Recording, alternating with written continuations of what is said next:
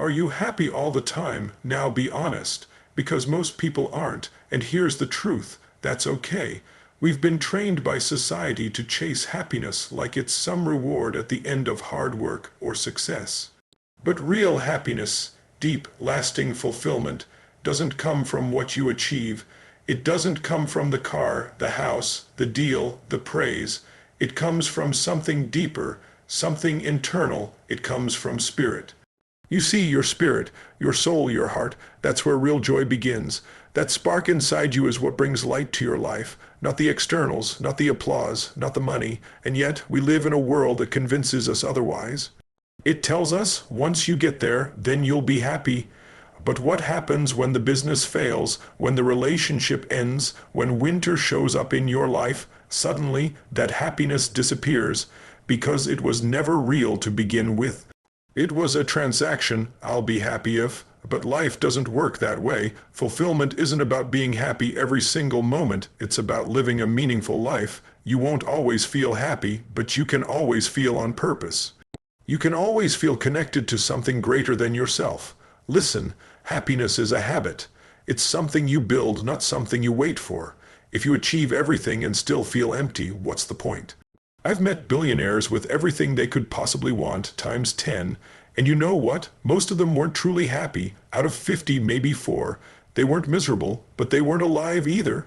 They weren't in that beautiful state, and this isn't about toxic positivity. It's not about pretending everything is okay when it's not.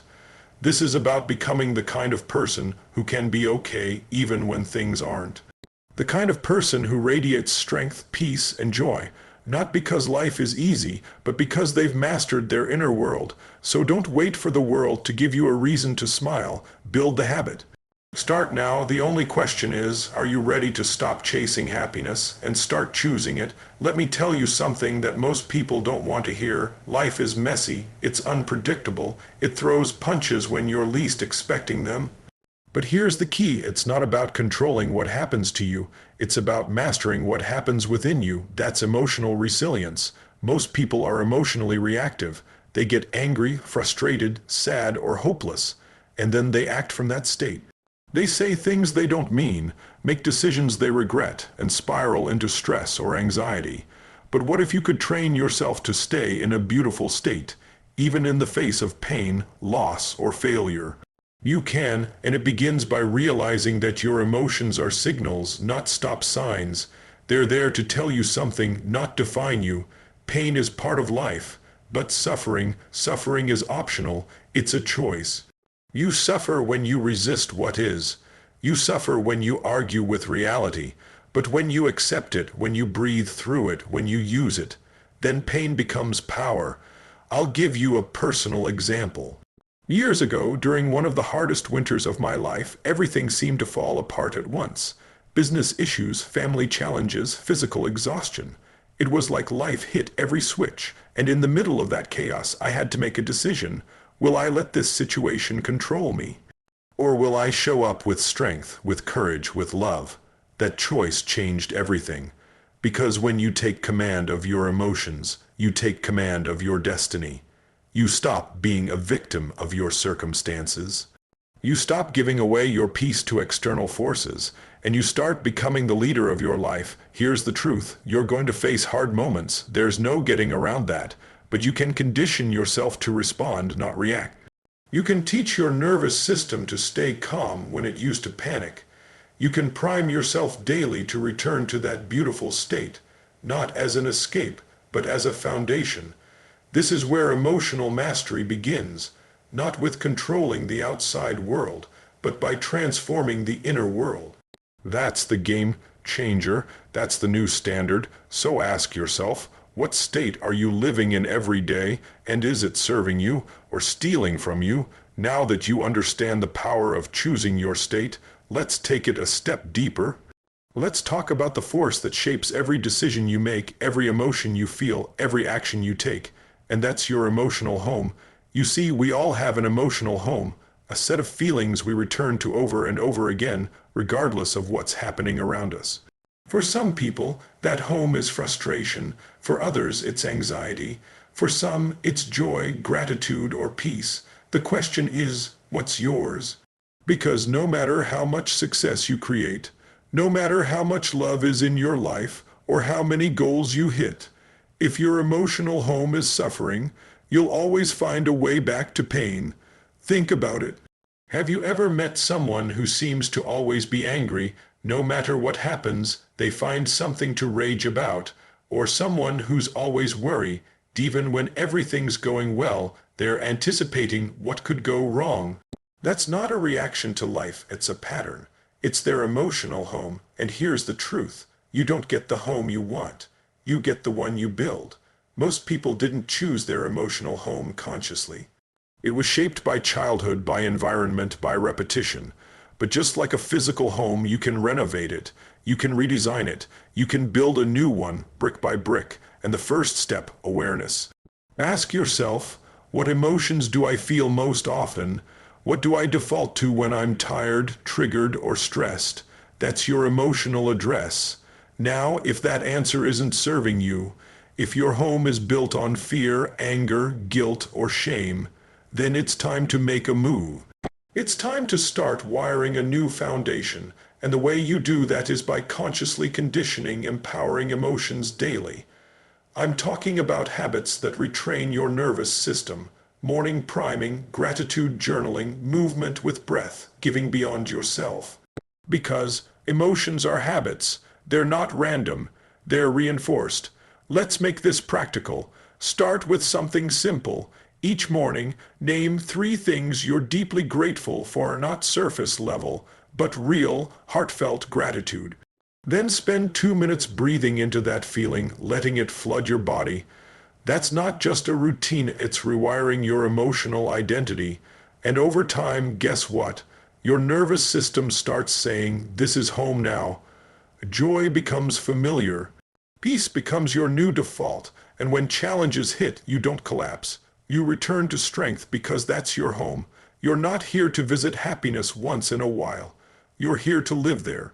But remember, building a new home doesn't happen overnight. It takes work, it takes intention, it takes consistency, but it's worth it. Because nothing in your external world can truly change until your internal world does. So choose wisely, choose consciously, because the emotions you return to most are the emotions that define your life. So here's the big question. If you can condition your emotional state, if you can shift your emotional home, why doesn't everyone do it? Because most people are waiting for the world to change before they feel good. They're stuck in what I call environmental living. That's when your internal world is at the mercy of your external world. If the weather's great, you feel great. If your partner's in a good mood, you're in a good mood. If your business is up, you're happy. But the second things go sideways, so do you. That's not freedom. That's emotional slavery. Real freedom is the ability to generate your emotional state regardless of circumstances. That's the hallmark of every powerful leader, every fulfilled human being, and that comes from one place, emotional mastery. You want to know the truth. Life is unpredictable. Markets crash. People disappoint you. Your health may take a hit. Life will throw you curveballs you didn't ask for and didn't deserve, but you still get to choose how you respond. You still get to choose to live in a beautiful state. That doesn't mean you fake it.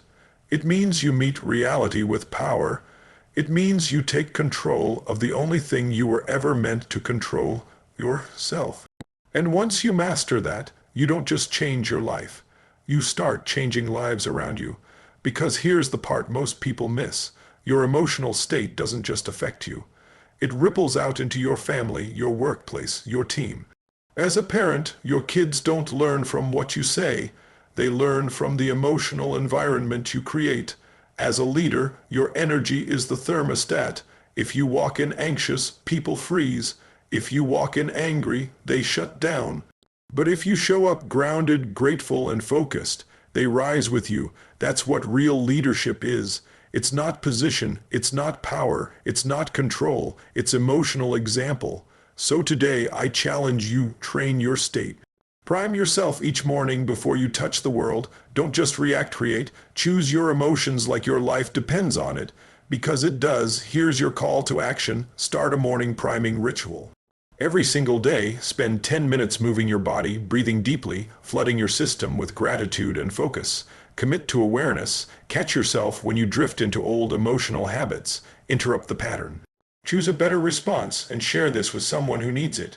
You never know whose emotional home you might help rebuild with one conversation, because this isn't just about feeling better, it's about becoming unstoppable. Let's not just talk about it, let's embody it, let's lead it. Let's talk about something most people never pause to consider, the cost of living in a suffering state. See, people think being stressed, frustrated, angry, anxious, that's normal. That's just part of life, and sure, it happens. But what they don't realize is that every moment spent in those emotional states is a moment stolen from the life they're truly meant to live. Think about it. What's the cost of one day spent in resentment instead of creativity? What's the price of 1 week in fear instead of boldness? How many opportunities have you missed? Not because they weren't there, but because your state made you blind to them. When you live in a suffering state, you shrink. You start playing smaller, dreaming smaller, connecting less. Your energy becomes tight. You see problems instead of solutions. You get reactive instead of resourceful. And little by little, that emotional posture becomes your identity. But here's the thing. Identity is just a story you've told yourself over and over again. You can change that story. You can rewrite the script. And it starts by making a non-negotiable decision. I will not suffer, not for long. It doesn't mean you won't feel pain. Pain is part of life, but suffering, that's optional. That's the meaning you assign. And meaning is a choice. Let me give you a powerful tool. Catch it, own it, shift it. Catch the moment you drop into a suffering state. Don't justify it, notice it. Most people stay there because they're too busy defending it. Own it, say out loud, I'm feeling tight. I'm feeling angry. I'm feeling scared. Naming it reduces its power, then shift it. Breathe, move, change your physiology. Ask a better question. What else could this mean? What can I learn here? How is this happening for me? It's not magic. It's mastery, and the more you train this, the faster your body and mind start to follow your lead instead of running the show. Let me remind you of something. You weren't born to suffer. You weren't born to be a slave to emotions that don't serve you. You were born to lead, to serve, to love, to create. And you can't do that while stuck in patterns of emotional pain. The real you is bold. The real you is clear. The real you is joyful. Not because everything's perfect, but because you've chosen to be that way. The fastest way to get back to that version of you is to master your state. That's what emotional fitness is all about, and like physical fitness, it's not a one-time event, it's a habit, it's a lifestyle. It's a standard, so here's the invitation. Raise your standard for what you tolerate emotionally. Don't just try to feel better. Demand a new baseline. From this day forward, make this your rule. I live in a beautiful state, and I don't stay in suffering. No matter what happens, no matter what comes your way, because when you lead yourself emotionally, you lead your life, and when you lead your life, there is no limit to the impact you can make. Now, if you've come this far, you already know. We're not talking theory.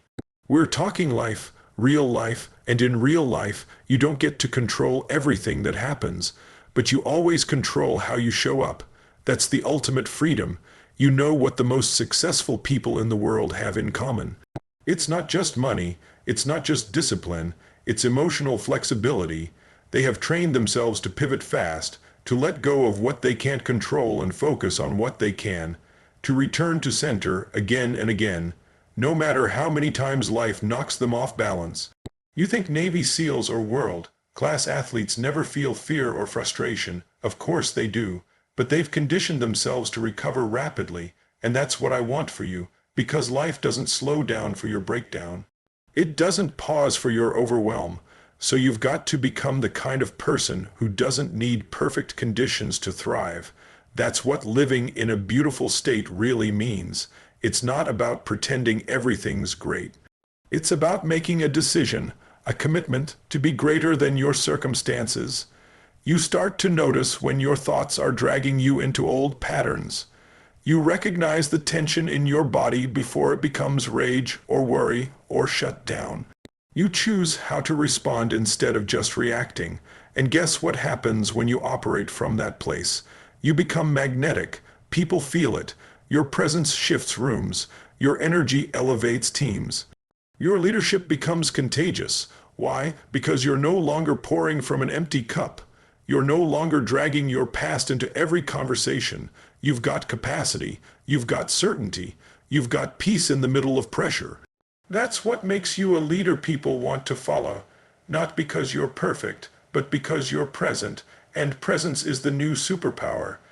You don't need to wait until your bank account hits a certain number, or until your relationship is perfect, or your job is less demanding.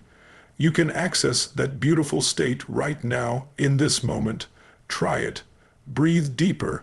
Lift your chest. Smile. Even if you don't feel like it. Shift your body and tell yourself, this is my standard now. Because your nervous system listens, your subconscious listens, and before long, that new standard becomes your new normal. You want to influence your kids? Be in a beautiful state. You want to build trust in your team? Be in a beautiful state. You want to attract better opportunities, solve bigger problems, experience more joy? Be in a beautiful state. It's not a cliche.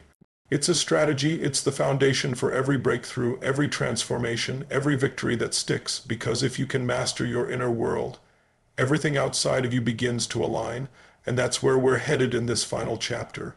Let's talk about how to lock this in, so it's not just something you feel right now, but a way you live every single day. So here we are, the edge of the breakthrough, not just another motivational talk. Not just good ideas that fade after the video ends. This is the part where it becomes real.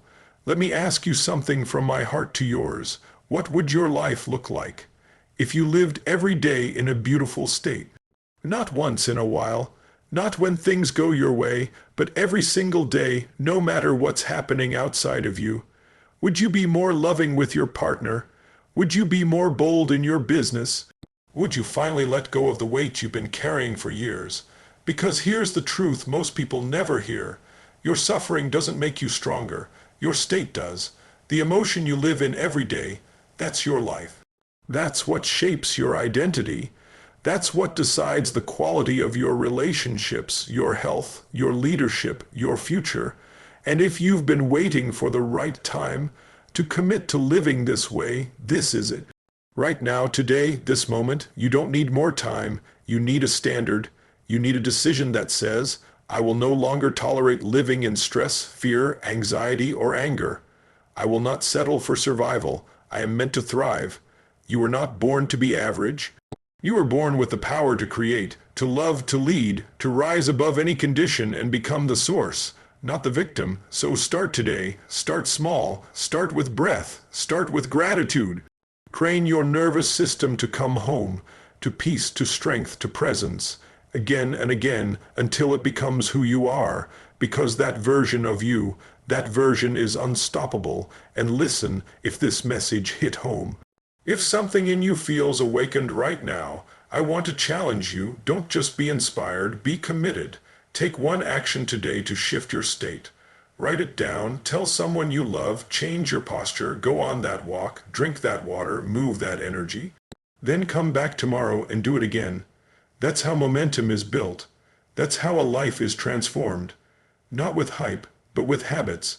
And if you're serious about taking this to the next level, make sure you subscribe to Robbins Talk right now. This channel is your toolbox, your pit stop, your space to reset and rise. We're dropping fresh motivation, proven psychology, emotional mastery, and tools to rewire your mindset every single week. So click that bell. Share this with someone who needs it, and leave a comment with one state you're committing to master or starting today, because you don't get what you want in life. You get what you are. And from this moment on, you are powerful, you are present, you are in a beautiful state. Let's build a life from that place, reminding you, stay hungry, stay grateful.